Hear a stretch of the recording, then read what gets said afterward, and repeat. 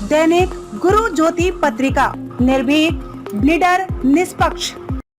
मंदिर में शादी फिर किया निकाह, धर्म बदलकर नैना से रेशमा बनी लड़की के खौफनाक अंजाम की खूनी कहानी।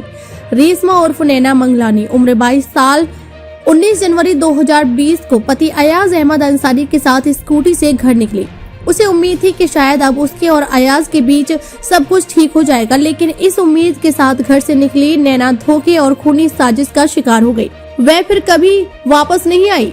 परिजनों ने उसे कई बार कॉल किया, लेकिन हर बार उसका फोन बंद आया। घर में 2 महीने के बच्चे को छोड़कर गई नैना देर रात तक वापस नहीं लौटी तो उसके परिवार वालों की चिंता और बढ़ गई। उन्होंने नैना की तलाश शुरू की। उसके दोस्तों और आसपास के रिश्तेदारों से पता किया गया, लेकिन उसका कुछ पता नहीं चला।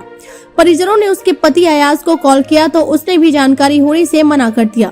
कोई और रास्ता नहीं दिखने पर नैना के परिवार वाले थाने पहुंचे और उसकी गुमशुदगी की रिपोर्ट दर्ज कराई। किसी पर शक होने के सवाल पर परिजनों ने पुलिस को अयाज का नाम बताया, क्योंकि नैना अपने उसी के साथ घर से निकली थी। नैना राजस्थान के जयपुर के आमेर की रहने वाली थी। उसका परिवार एक प्रतिष्ठित परिवार था। ऐसे में पुलिस भी तत्काल सक्रिय हो गई। नैना की तलाश के लिए एक टीम बनाई गई और सबसे पहले उसके पति अयाज को पूछताछ के लिए बुलाया गया। अयाज ने पुलिस को बताया कि वह खुद नैना के लिए परेशान है, जगह जगह उसकी तलाश कर रहा है। अगले दिन 21 जनवरी की सुबह आमेर पुलिस को सूचना मिली कि जयपुर दिल्ली नेशनल हाईवे के पास स्थित माता मंदिर के पास एक युवती की लाश पड़ी हुई है।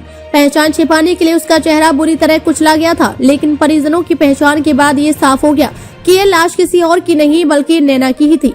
बेटी का शव मिलने के बाद नैना के पिता ने अयाज के खिलाफ हत्या का केस दर्ज कराया, जिसके आधार पर पुलिस ने मामले की जाँच शुरू की। फेसबुक के जरिए मिले अयाज के साथ मंदिर में शादी और फिर धर्म बदलकर निकाह करने वाली नैना और रेशमा अब इस दुनिया में नहीं थी। पुलिस के सामने 22 साल की नैना की लाश थी और खूनी साजिश के पीछे छिपे कुछ सवाल। आइए अब नैना से रेशमा बनी इस लड़की के कत्ल की कहानी सिलसिलेवार तरीके से जानते हैं। नैना के हत्यारे की तलाश के लिए पुलिस की टीमें गठित की गयी।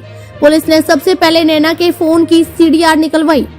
साथ ही जांच के दौरान यह बात भी सामने आई कि नैना खूबसूरत होने के साथ ही खुले विचारों वाली लड़की थी। सोशल मीडिया पर काफी एक्टिव रहती थी। फेसबुक पर उसके हजारों फॉलोअर्स थे।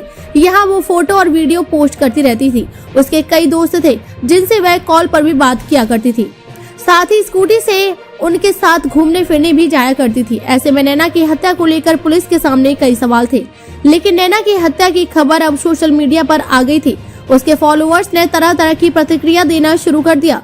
वहीं नैना के प्रतिष्ठित परिवार से होने के कारण भी मामला तूल पकड़ रहा था। ऐसे में तत्कालीन DCP क्राइम अशोक गुप्ता ने केस अपने हाथ में लेकर एक स्पेशल टीम का गठन किया। इस टीम ने एक बार फिर शुरू से शुरुआत की। नैना के पिता ने अयाज पर हत्या का आरोप लगाया था।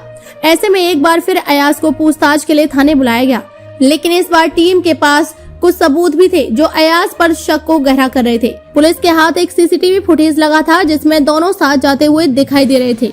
पुलिस ने अयाज से पूछताछ की तो वह फिर से राग अपनाने लग गया। पुलिस ने उसे कोर्ट में पेश कर 2 दिन की रिमांड पर लिया और फिर पूछताछ शुरू की। आखिरकार अयाज ने अपना जुर्म कबूल कर लिया।